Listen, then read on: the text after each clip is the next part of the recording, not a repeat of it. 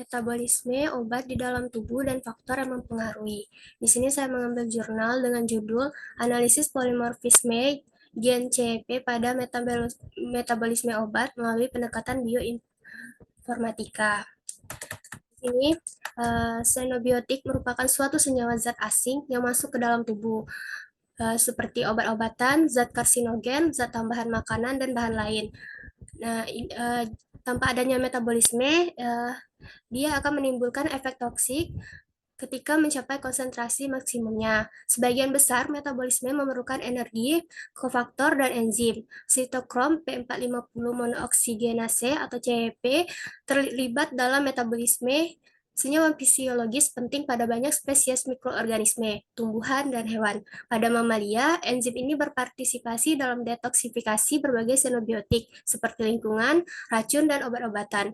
Metabolisme xenobiotik oleh enzim dibagi menjadi dua fase, yaitu fase 1 dan fase 2. Enzim fase 1 berfungsi untuk membuat xenobiotik lebih polar dan menyediakan tempat untuk reaksi konjugasi. Enzim fase 2 merupakan enzim konjugasi dan dapat langsung berinteraksi dengan xenobiotik tetapi lebih sering berinteraksi dengan metabolit yang dihasilkan oleh enzim fase 1. Enzim Sitokrom P450 atau CEP adalah enzim permetabolisme fase 1 yang memetabolisme obat-obatan tertentu seperti lansoprazol, omeprazol, proguanil, ciklofosfamid, dan karsinogen. Ekspresi masing-masing CEP dipengaruhi oleh kombinasi unik dari mekanisme dan faktor termasuk polimorfisme genetik, induksi oleh xenobiotik, regulasi oleh sitokin, hormon dan selama keadaan penyakit, serta jenis kelamin, usia, dan lain-lain. Polimorfisme genetik dari enzim dan transporter yang memetabolisme obat dapat secara signifikan mempengaruhi variasi antar individu dalam reaksi dan disposisi obat.